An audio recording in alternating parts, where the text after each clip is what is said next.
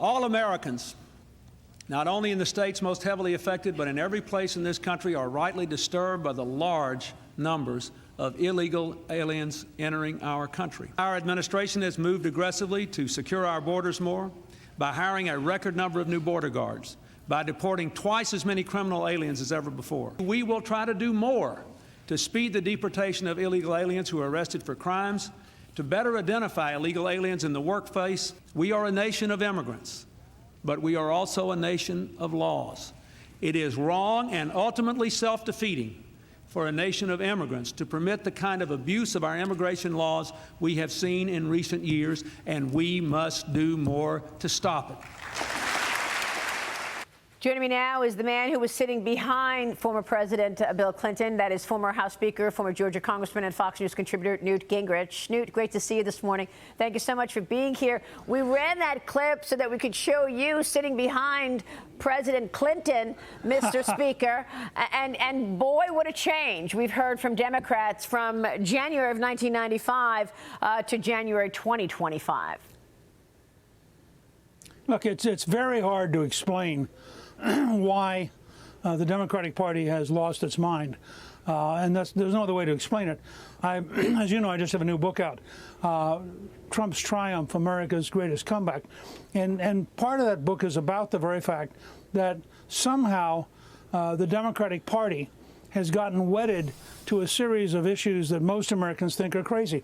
You're watching it right now. Governor Newsom had a great chance to do what Bill Clinton would have done, move to the center, be for whatever it took to stop the riots, be for law and order. Instead, he sided with the illegal immigrants who are running around waving the Mexican flag and burning cars, and decided to attack Trump, which is a dead losing issue with most Americans. And you see this happen again and again on issue after issue. You know, boys and girls locker rooms, men and women's sports, the whole question of whether or not teachers could brainwash a second or third grade student and never tell their parents. There are a whole series of these things where the Democrats are just literally so alien from most Americans that you're seeing them shrink. There have been over 1 million people change their registration since the election, from Democrat to Republican. It's an amazing migration. And you write in the book, Trump's Triumph, about how President Trump zeroed in on the very issues that matter to the American people. Whereas you've got the Democrats talking about fringe issues, we're watching it in real time as we watch cars on fire and rioting in Los Angeles. And yet, according to the Democrats, there's nothing to see here, Newt. Watch this.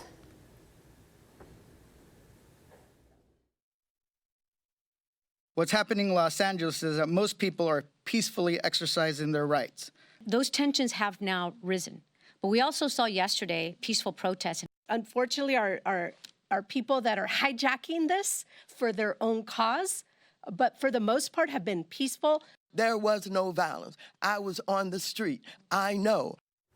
I mean, you know, Maxine Waters says that there was no chaos, that there was no violence.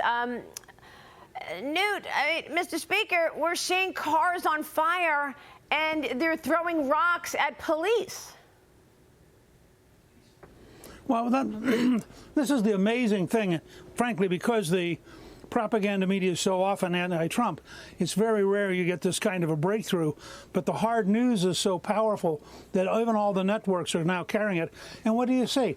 You see people who are deliberately violating the law, people who are attacking those who enforce the law, people who are burning cars, running around waving foreign flags. I mean, these are folks who want to conquer California. They don't just want to immigrate to it. They want to change it decisively. And the Democrats are so confused, they're describing a fantasy world.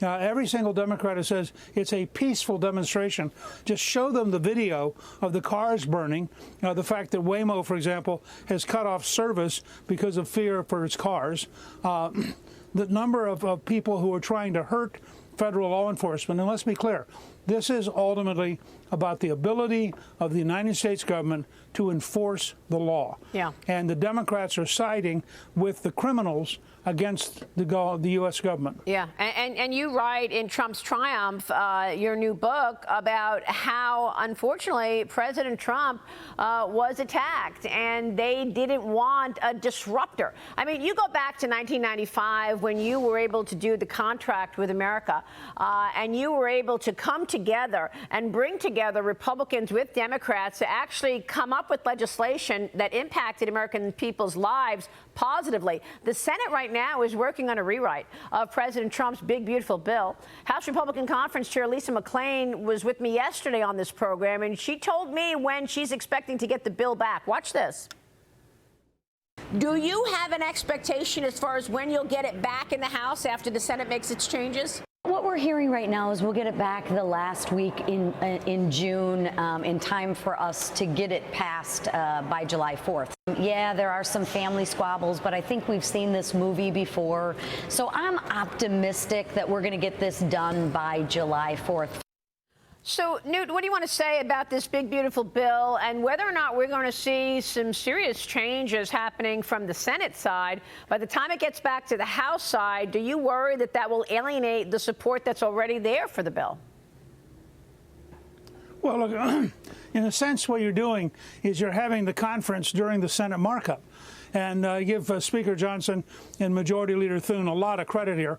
They're working to try to get a bill which could come out of the Senate, be acceptable to the House, probably by a 2 or 3 vote margin, and go to the White House to be signed. It's very hard work. I mean, frankly, the Founding Fathers wanted it to be very hard work. It's a huge bill, but the Democrats who are voting in effect for a tax increase, I don't know how they're going to go home and defend their position that they were willing to have the largest tax increase in history, and they voted for it as by opposing this bill. This is an important bill. It is a key, I think, to the Republican future, and it's a key for the American people. If this bill goes through, the economy is going to boom. The American people will have more money in their pockets, more jobs, and you'll see a skyrocketing level of investment that'll make the next few years genuinely a Trump boom. That's also, by the way, why the Democrats are so bitterly opposed. Yeah, which is also what you write in the book as far as the president's priorities. Congrats on Trump's triumphs, Newt. Mr. Speaker, good to see you as always, sir. Thank you.